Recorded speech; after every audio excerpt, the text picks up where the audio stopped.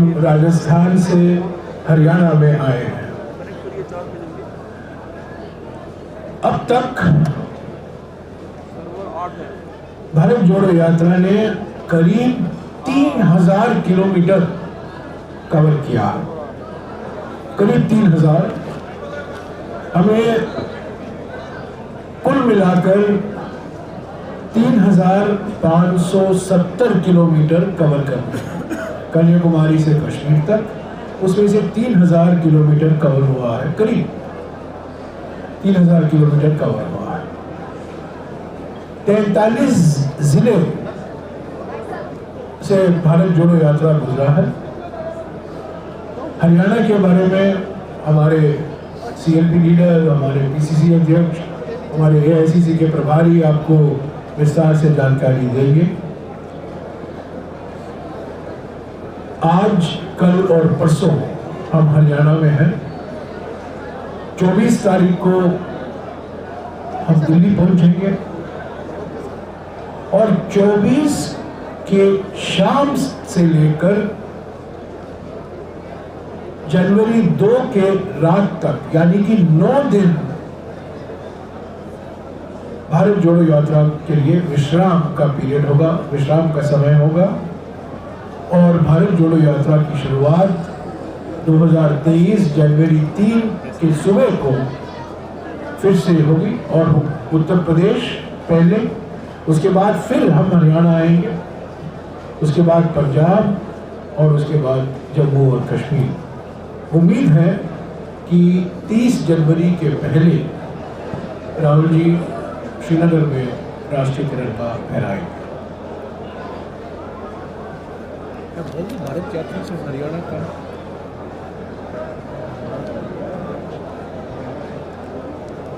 हरियाणा वाले भारत यात्री आ गए? नहीं सर, ये फॉग की वजह से बहुत डिस्टर्ब। ओके, हम कल करवा देंगे। हाँ, आज मैं इस प्रेस कॉन्फ्रेंस की शुरुआत में करना चाहता था।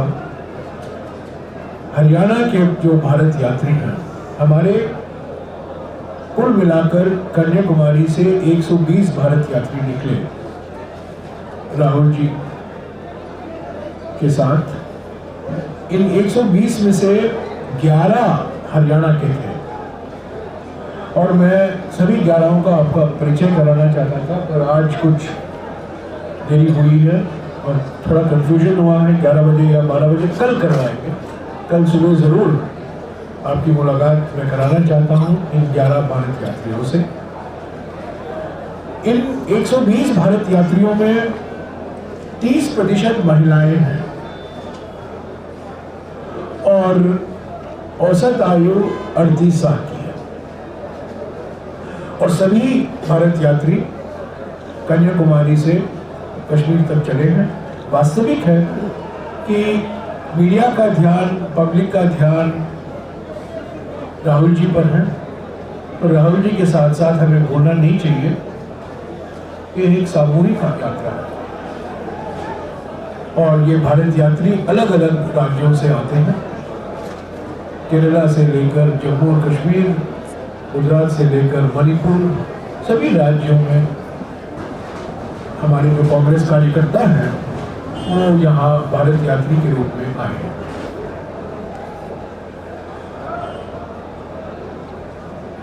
हरियाणा के बारे में मैं ज़्यादा कुछ नहीं कहूँगा क्योंकि हमारे 3 वरिष्ठ नेता उसके बारे में बोलेंगे, पर मैं ज़रूर कहना चाहता हूँ कि आज सुबह हमारा भरपूर स्वागत हुआ।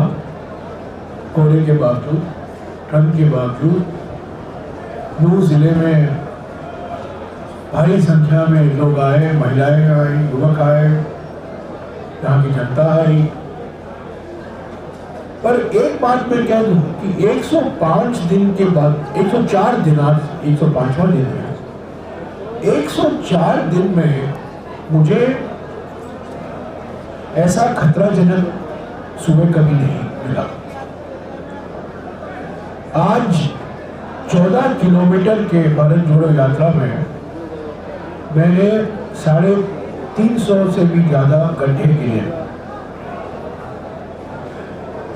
सड़क की स्थिति मैंने किसी भी राज्य में इतनी बुरी नहीं देखी जितना आज सुबह मैंने देखा। 8 साल और 2 महीने हो गए हैं बीजेपी की सरकार हरियाणा में, और ये स्थिति जो हमने देखा, ये कंडीशन जो देखा, हम रास्ते पर नहीं चले, आज हम गड्ढे पर चले। गड्ढे के बीच में टार था, कुछ गड्ढों के बीच में बिटुमेन था, पर गड्ढे ही गड्ढे थे। और यहाँ मैंने देखा ये गड्ढे अलग अलग आकार के थे। एक गड्ढा हरियाणा का आकार था, एक गड्ढा भारत का आकार था,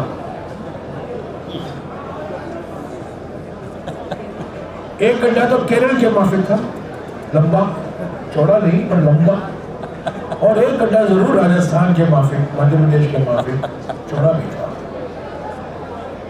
इतना खतरा मैंने कभी नहीं महसूस किया है जितना कि आज मैंने महसूस किया, और सभी भारत यात्रियों ने महसूस किया। पर हमारे लिए अब तसल्ली हुई कि जनता ने जो हमारा स्वागत किया, राहुल जी का, भारत जोड़ो यात्रा का, या भारत यात्रियों का, हम गड्ढे को भूल गए, खतरे को भूल गए, और हम चलते रहे 14 किलोमीटर करीब आज सुबह हम चले हैं, और दोपहर को 9 किलोमीटर हम चलेंगे। रोज हम औसत के तौर से 23-24 किलोमीटर चलते हैं। तो मैं हुड्डा जी से, बाद में पीसीसी अध्यक्ष से, और बाद में शक्ति सिंह गोयल जी से गुजारिश करूंगा आपको हरियाणा के बारे में विस्तार से जानकारी दें। पर मैं कहूँगा कि भारत जोड़ो यात्रा के पीछे 3 मकसद थे। जब ये शुरुआत हुई थी कन्याकुमारी में, 2023 या 2024 के चुनाव से भारत जोड़ो यात्रा का कोई लेना देना नहीं है। ये चुनाव जीतो यात्रा नहीं है, ये चुनाव जिताओ यात्रा भी नहीं है। यात्रा उदयपुर संकल्प, जो उदयपुर चिंतन शिविर में, उसके बाद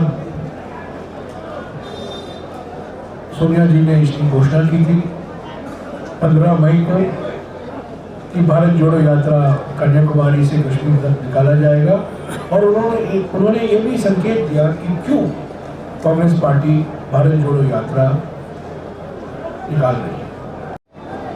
और क्योंकि मैं कहना चाहता हूं, क्योंकि ये सवाल बार बार हमें पूछा जाता है और राहुल जी से पूछा जाता है, भारत को कोई तोड़ नहीं रहा है, पर क्यों आप भारत जोड़ो यात्रा में? मैं साफ कह देना चाहता हूं कि तोड़ने की खतरा है। लोग जो लगे हुए हैं भारत को तोड़ने में, मोदी सरकार की नीयत और मोदी सरकार की नीतियों के कारण भारत की टूटने की संभावना बढ़ रही है। किस तरीके से? पहला, आर्थिक विषमताएं बढ़ रही हैं, महंगाई, बेरोजगारी, गलत तरीके से लगाया हुआ GST, concentration of economic power, हम दो हमारे दो, एक या दो पूंजीपतियों का कंट्रोल सारी अर्थव्यवस्था पर। तो आर्थिक विषमताएं बढ़ रही हैं, और इससे भारत की टूटने की संभावना भी बढ़ रही है।